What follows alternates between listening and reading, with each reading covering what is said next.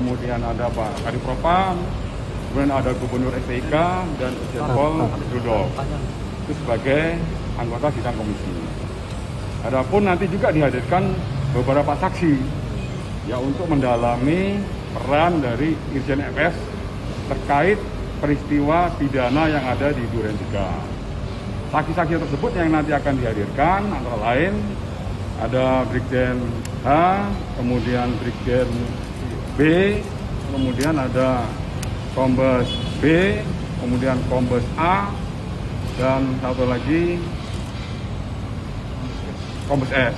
Ya, itu nanti akan dihadirkan sebagai saksi sekaligus didalami oleh sidang komisi kode etik tentang apa yang menjadi konstruksi hukum pelanggaran kode etik dan profesi yang dilakukan oleh Irjen FS. Jadi nanti rekan-rekan, kita nanti akan memberikan kesempatan kepada teman-teman media untuk meliput pembukaan sidang.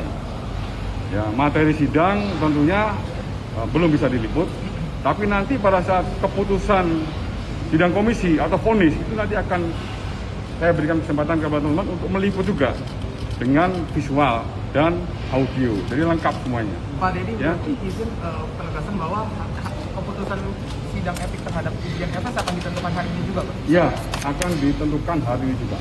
Karena sesuai dengan perintah Bapak Kapolri, ya semuanya berjalan secara paralel dan harus cepat. Ya, proses penyidikan dilakukan oleh tim sidik, tim sus, dalam hal ini terkait menyangkut masalah pembuktian kasus 340, subsidiar 338, junto 5556 yang saat ini sudah tahap 1 itu harus segera diproses. Kemudian untuk tim sidik, tim sus juga besok memintain keterangan Ibu PC dalam kapasitas sebagai tersangka. Itu juga perintah Bapak Kapolri harus cepat berkasnya untuk segera dilimpahkan ke JPU. Kemudian satu lagi tim sidik dari Direktorat Cyber Barreskrim itu menangani kasus atau pidana obstruction of justice. Itu juga harus dipercepat prosesnya. Seperti itu.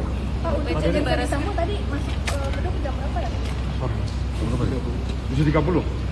Ya, 7.30 bersama para saksi tadi sudah. Para saksi Iya. Iya. Pengamanannya kan hari ini juga lebih ketat ya, Pak ya? Ya, tetap ya dari Makobrimob untuk mengamankan para saksi dan juga para periksa. Jadi kemarin kan ada surat yang jadi ini berpengaruh nggak sih? Tidak ada, ya konteksnya berbeda.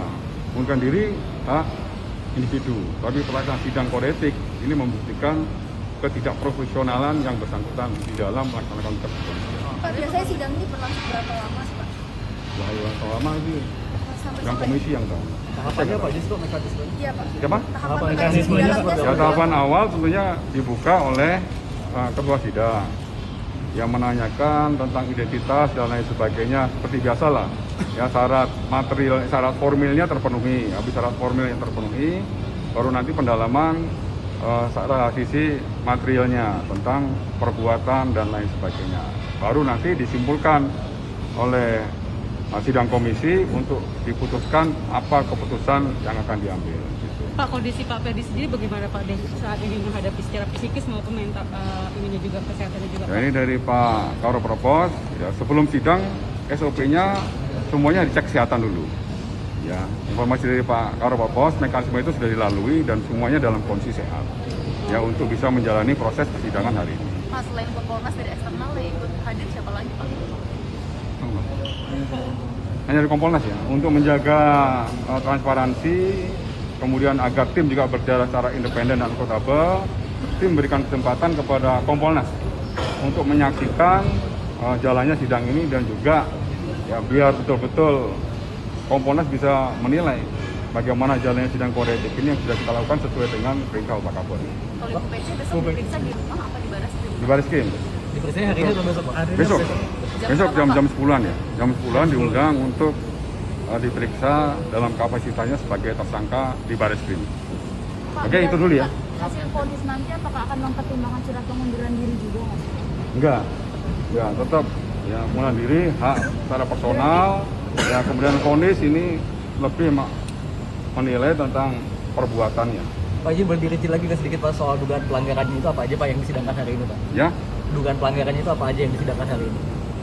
dugaan pelanggarannya terkait menyangkut masalah ketidakprofesionalannya di dalam melaksanakan olah TKP, kemudian juga terkait menyangkut masalah skenario yang dibuat ya di peristiwa pidana Duren 3. Nah, itu yang nanti akan didalami oleh tim ya. Yang minta gini rekan, sabar dulu. Nanti biar setiap ada update-nya dari hasil sidang nanti akan saya sampaikan kepada rekan. Pak, bisa dibilang surat pengunduran dirinya ditolak berarti nggak ditahan nggak? Kenapa? Ya nggak apa silakan. Ya nanti kan yang paling memutuskan kan dari sidang komisi ini dan mengacu kepada surat itu. Untuk 6 anggota yang obstruction of justice itu kan akan dijemput. Kapan agenda pemeriksaan mereka, Pak? 6 jam. Nah ini kan sudah dilimpahkan ke di cyber. Dari cyber itu tentunya kan memiliki manajemen penyidikan. Dari mulai gelar awal sampai dengan memutuskan pemeriksaan para saksi dulu. Ya kemudian baru ditingkatkan dari penyelidikan menjadi penyidikan. Setelah itu baru diputuskan status. Apakah setelah dilimpahkan yang 6 ini juga akan menjalani sidang etik Pak atau langsung di penyidikan pidananya aja Pak? Bisa berlaku sama dengan sidang FS. Semuanya paralel dengan Pak Kapolri. Ya, sidang kode etik berjalan, proses penyidikan harus cepat juga, begitu. Oke? Itu dulu teman. Bribka RR itu kapan, Pak? Sidang etik, Pak? Apa ya? Baradae dan Bribka itu. Nanti kita dapat informasi dulu dari orang tempat. Ya, itu dulu ya teman-teman. Terima kasih. Misal kondisi kesehatannya gimana? Apa? PC besok kondisi jadi kesehatannya gimana kan?